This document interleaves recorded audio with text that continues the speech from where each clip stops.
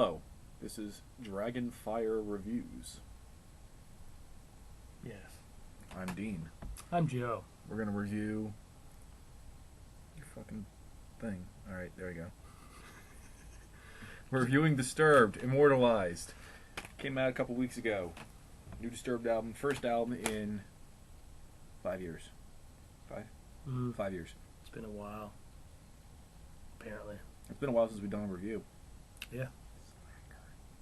I'm sorry. Anyway, so we're just going to break down what we like out of all of it, and we'll give our total review.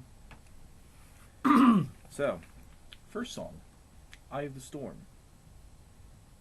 It's a instrumental that leads into the next song, Immortalized, title track. It's very uplifting, I guess. Triumphant.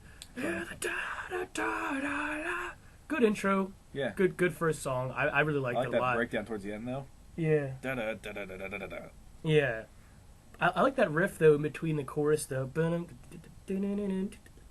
Like, it's more than just like, oh, it's a typical intro, like, this is good. It's actually a very strong intro and gets you into the album. Like, they did a very good job with that. Yeah, it's a good song to bring back the band from hiatus on, basically.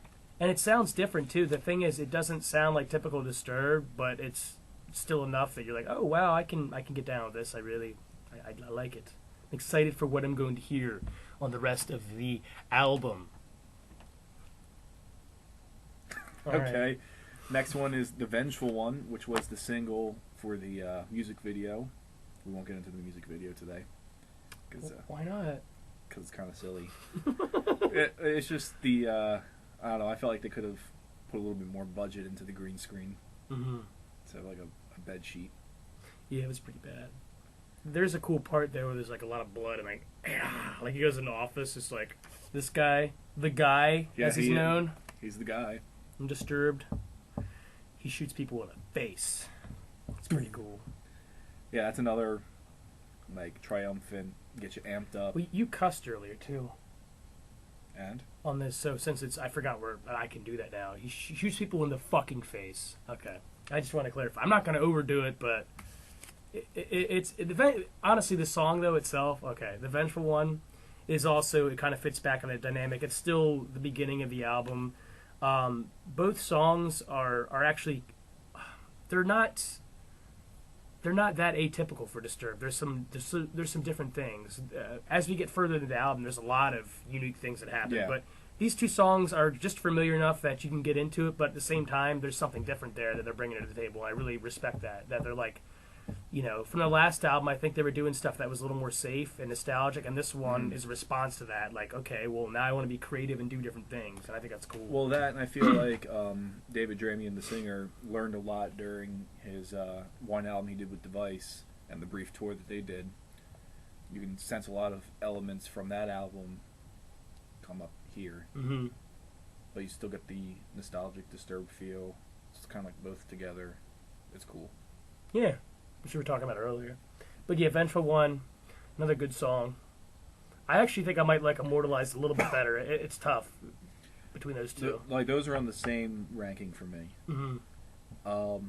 The next one, Open Your Eyes, is very interesting because it's very, like, it's got that weird chorus. Mm-hmm. Whoa. And it kind of feels like, I kind of got the vibe of like a 3 Days Grace song. Mm-hmm. Like, they kind of got that vibe going. But there's nothing wrong with that. It's just different for Disturbed. Yeah, I like the guitar in it a lot.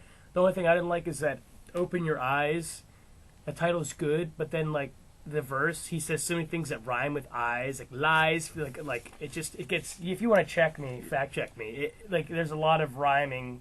Paralyzed, breathe your disguise, lies. Yeah. That wasn't selling me, but as far as the chorus goes, I really like that. Hypnotized, demoralized, line. Yeah, I just picked it out right away. And as a lyricist, I try not to rhyme too much, or if I'm going to do that, I won't do it every line. But, you know, if that's the only thing that I can complain about on that song, it's not really a bad thing. No, I like the guitar in it a lot, actually, too. The tone on that song is really thick and heavy, and it actually helps drive the song. A lot of songs on here, I feel like this album has some of the best guitar tones they've had. and some of my favorite riffs they've ever had. Yeah.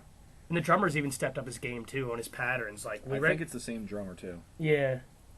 Right when you think something is not going well, or you're like, I don't know, that could be better. He's like, all right, I'll double time it, or I'll do something else. You're like, yes, thank you, do that. Next is The Light, which I think is probably one of my favorite songs because it's so different from a normal Disturbed song. John. Yeah. Different John. A lot of these songs, like, you kind of just have to listen to it to get the full effect.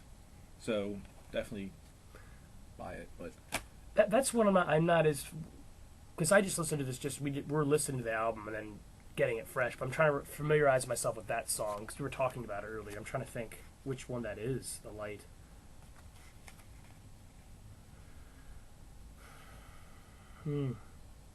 I don't, you're just going to keep the, yeah. what was the main shtick for this one? They had that weird that weird, like, synthy keyboard thing at the beginning. Yeah, okay, this is the first song, okay, I remember. This is the first song on the album that gets kind of that unique different Disturbed thing going on. Like, hey, this guy likes, like, David was like, had a little bit of device in here. But this one isn't the most deviciest track. But I actually, this one was nice. It was refreshing, because the last few songs have been kind of heavy and. Oh yeah, it definitely helps balance the flow. Yeah, I like this one. Yeah. Next is What Are You Waiting For? Mm-hmm. What are you waiting for? Are you ready? Doing the mind free thing. I don't know what to say about this one. I feel like this one's kind of like one of the, at least for me, one of the more average ones. Mm-hmm. Where it, like, that's how I feel about all these songs. There's not like a bad song on here. Some of them are just average songs. That they're good. It's just they're not. Whoa.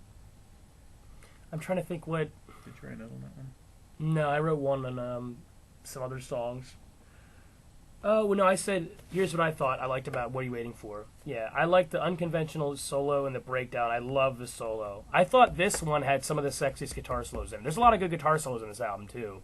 And he goes a different route. This is the song that, on What Are You Waiting For, like, there's a breakdown, and you think they're going to go into a solo like Disturbed usually does, or other bands that do that kind of metal, that they're going to go into it right after, like, 2 bars. They wait an extra couple bars. And then when he does go into the guitar solo, it's not an atypical guitar solo either. He does something different there, and it's like, wow, I was really surprised and impressed. So actually, that's what I liked about the song a lot. Was mostly the guitar over the vocals, even though most of the melodies on here on all these songs are really catchy. Just for me, it has to be like a total package of the lyrics and the melody and everything working together. But yeah, the guitar in this was the definite standout thing for me, and I liked it a lot. And then we had You're Mine. This is one of my favorites, actually. I didn't write too many notes on it, though. I don't remember why it was one of my favorites. You were talking about it beforehand. You were telling me, like, oh, yeah, this is... I think you were saying something about the song before we played it. And I guess... I don't know if maybe you're not a fan of it as I was. I really... I don't remember saying anything about it, actually. Maybe I'm stupid then. I think I said this is another one that I felt was kind of on the average end. Yeah, I was not. Yeah, it's weird. There's a couple things we're disagreeing on here because I actually like this one a lot. That's fine. Mm-hmm.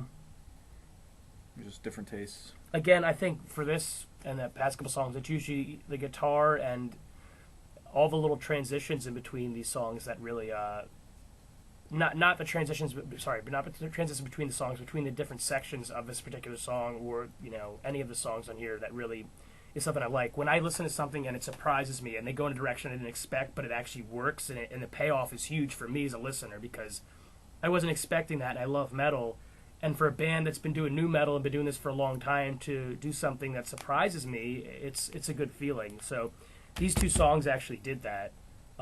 So I like both of them actually, and this actually is one of my favorites. While What Are You Waiting For is not one of my favorites, I still liked a lot of stuff on it. But You're Mine is one of my favorites in the album. And I have like 1, 2, 4 favorites on here. So 1, 2, 4 favorites. Okay. 3, 4. Next up is Who, which I definitely like the it's not really cheesy, but I guess cheesy for me to say, but I like the chanting in it. The ho ho. I like it too. It is cheesy, but I like it. It works really well for this song, Mm-hmm. and basic lyrical content for it. You know, didn't we say that this one kind of sounded like he was doing a Disturbed thing on this one, or I mean a Device thing? Yeah, I believe so. Yeah. Yeah, I think during the chorus, it's kind of like he's got that kind of like melodical flow that he had in one of the Device songs. I think it was the one he did with Tom Morello, "Opinion." Mm-hmm. It was a really good song, actually. I like that song. And then when he says, "Who the fuck are you?" I just think of the song by the Who. Who the fuck are you? And like, it makes me kind of laugh. I like it. It's not bad. I like the, there's other songs in here I like more, but I would not say this is a least favorite or a bad song. Well, we'll get to those in a second, though. So nobody's perfect, but this album is pretty damn good. Yeah. Next is "Save Her Last Goodbye." This one, I think, in my opinion, might be like one of the weakest songs, but it's still good. Mm-hmm. Like, I don't know. It's really weird. Like every song on here is really good, and I'll listen to it at any point. But this one's just on the bottom of the list. For me, it's the opposite because I like the atmosphere of it. I like when they're like the whole phone intro and stuff. And yes, I know Avenged Sevenfold and a lot of bands have written songs about a loss of like a friend or family member. But all the work they put into it, I think it worked really well. Especially at the end where he's all soft and it's emotional. I got like goosebumps. So actually, this is one of my favorite songs on the album. And if you couldn't tell already, Disturbed likes Genesis and like Pink Floyd. This song definitely has a Pink Floyd vibe with the whole call thing you'll hear in there at the end of the song. Like they couldn't get through and stuff like that. I know they're trying to paint a picture of, yes, the friend. I guess, I don't know if he went through, cancer or some kind of treatment. Like, he talked about throwing up. And then they had a little call thing at the end. And it made me think of Pink Floyd. The whole atmosphere of the song was really cool and unique. For Disturbed, too. But I think everything worked really well, and I liked it a lot. It's one of my favorites. A lot of uniques on this album. Yeah. Speaking of, Jesus, oh my God. Fire It Up, which is an ode to the Sweet Leaf. Yeah. Which, It's marijuana, if you don't know what the fuck we're talking about. But yes, the intro is fucking hilarious. I mean, obviously, the Sweet Leaf, they love Black Sabbath.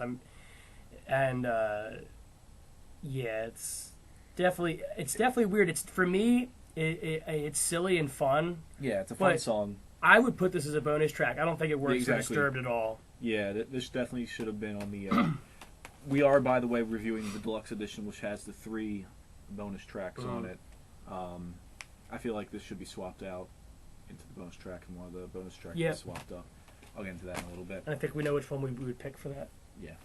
I would, anyway. I know which one I'm picking. Then we did The Sound of Silence. Oh. That was the next track on there. That is a cover. They do a cover like every other album. What do they do? Cover. He likes covers. Yeah, it's a cover of Simon and Garfunkel, who I don't care if you're a metalhead, I love them. And I thought they did an excellent job. I put it as another one of my favorites on here. Yeah, this is one of my tops. He told me about it a couple days ago. I listened to it. I was like, holy crap, this is like really done well. I think my reaction was, holy shit on a ravioli. Yeah. Well, it's like so many... There's other bands that do it, like other metal bands that do it. And, Nevermore's was not bad at all, but there was a really heavy band that's like, where was sleeping? And they screamed the whole time. I was like, why would you ruin a pretty song like by being an asshole? Like, I mean, your voice sounds like you put it in a fucking garbage disposal. Like, I don't... Like, 6 Feet Under likes to do covers like that. Like, I don't get that, but this was a really good cover. Yeah, because I'm pretty sure most metalheads will say that, like, oh, Nevermore is like the best cover of this song, period. But I'd still say listen to this because it's a different take on it. I like Nevermore's cover, but I actually, honestly, I like this better. I'm going to be honest right now. Yeah, this... and it was funny because we did a show on 91.3 WVUD, The Guillotine, that's FM, 2 weeks ago, and we played Immortalized and the Vengeful One on air. And then we were talking about The Darkness, which is a track from their second album. Like, oh, he should do more cleans. and we didn't know this song was on the album. Yeah, I didn't see it, or I would have been like, oh. Yeah, I completely missed it because I was too busy looking at the top. Anyway, awesome cover, and yeah, Never wrong. never wrong. Which we disagree on a lot here. I don't get it. It's that old school nostalgic. Like they're trying to be nostalgic with like the old Disturbed thing for me, but the guitar in the background isn't doing anything. Like it's almost too new metal for how far they've come from me. Like I love old Disturbed. Like it got me into metal, but just what he's doing though, like vocally, and then the guitar is it's not providing anything underneath, in my opinion, like to kind of carry him through the song. So I really didn't get it. It just seems like a filler song to me on the album. I disagree. I like it a lot. I feel like the guitar is pretty catchy, and the chorus is very gets stuck in your head almost, but like in a good way. Mm-hmm. So works for me.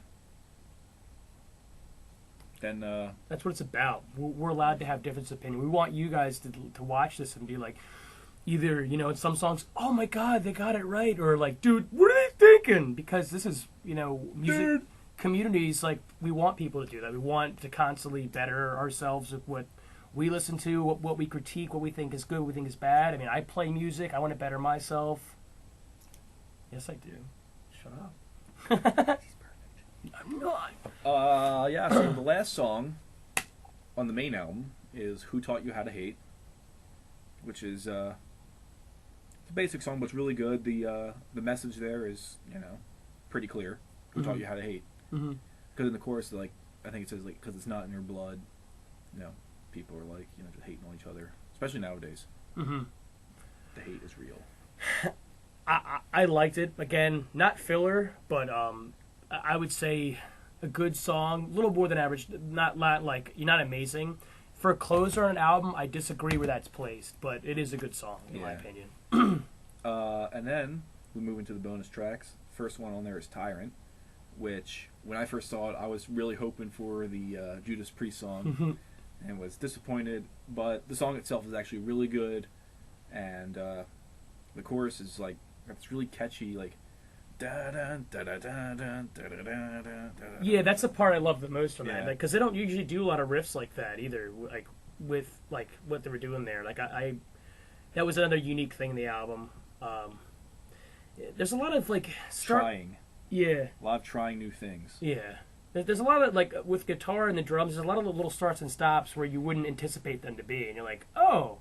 Or like again, the drums will pick up, and you're like when you wouldn't anticipate it, right? When something is not working, like the formula isn't working, at least for me, then something will happen to inspire me to go, oh wow, it's okay. I'm still listening. I'm not lost yet. Yeah. So. And then next is probably, this might be. I'm gonna probably get. This is like number 2. Yeah, I think we're pretty good agreement on this one. Legion of Monsters. This is the one we were saying that should have been swapped out, right? Yeah, this is the one I felt should have been swapped out with like at least Fire It Up. Yeah, I agree. This one is, it's got a really good riff in it, kind of builds a bit as it's going along, and the message is pretty good, and I actually agree with it personally. It's basically about, when there's, tragedy, as in like a shooting or something like that, the media tends to plaster the killer on the screen instead of the victims, and that's just basically inspiring the other wackos to come up and do the same thing because they want to be on the front page. And I think that's dumb. Yeah, it's pretty stupid. Don't do that. Just stop, please. You better stop, or what's his face is going to come and just the guy will just come and shoot you, like if you're an evil, corrupt person. Yeah, he's gonna fuck you up. Yeah, pretty much. Right in your face. Son. But yeah, it's a really good song. If you don't have it, I guess try and find it on like Spotify or something. If you don't have the bonus edition, or iTunes or other media outlets. I think it's worth it because there's some songs on here that are like when you have bonus tracks and you listen to it a full deluxe album. There's some stuff on there that it's like, wow, like in this case, I think Legion of Monsters, just maybe because they had a limit or whatever, I guess, or they for how they wanted to package their main album they're going to present to the everyone that's going to get it. But This is an album that could have been on there, and I would have really been happy with it. But then there's some other stuff where you're like, okay, I can see kind of why that is a bonus track. Yeah, like I feel like Fire It Up should have been like that goofy secret track you find after leaving the CD running for a couple minutes, and you just hear like that bong light up. It's like, what the hell's going on? It's like, oh, the CD's still running. Then the last one is The Brave and the Bold, which is a good song, but I feel like it's another one of those kind of semi-average. What's what I'm saying? This one, this is like a bonus track that you're like, okay, I get this, why this is a bonus track. Yeah. It's good, but just doesn't really do it for me. It's not amazing or anything. Overall, though, the album goes in so many different directions. Oh, yeah. And I think it is a really good album, and I think people should pick it up. I mean, I never heard... I haven't bought a Disturbed album in years, and now I'm like really considering getting this because he showed it to me, and like the album art, it's like they're hanging out with Iced Earth now. It's like it's got this whole like, look at the guy there, and then it's all, you know, I could picture Blind Guardian getting this album art. Like it's interesting. It's like they're going, Disturbed is going a mixture of more melodic and like they want to fire it up. Yeah, they want to hang out with power metal guys, but then at the same time they have some new metal stuff like they're bringing out again from years past. So it works though. Yeah. And I feel, especially like their last album was very, like Asylum, they didn't really try much, it feels like. They kind of just stuck with the formula. They're like, okay, we know this works, let's just do this. And then they went away for 5 years, and they came out with this.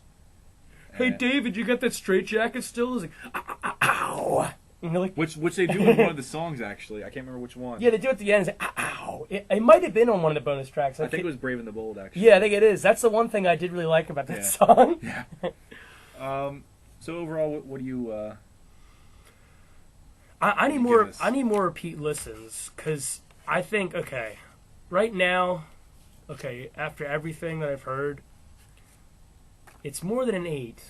It's like an 8.5. But I think if repeat listens, because I have to listen to it more to digest more of this album, because there's so many unique things going on and some little things and nuances that I'm not going to pick up on the first listen. But I think this could potentially be a 9 for me, and it's going to surpass because most of the stuff I've been reviewing has been an 8 or 8.5. This is.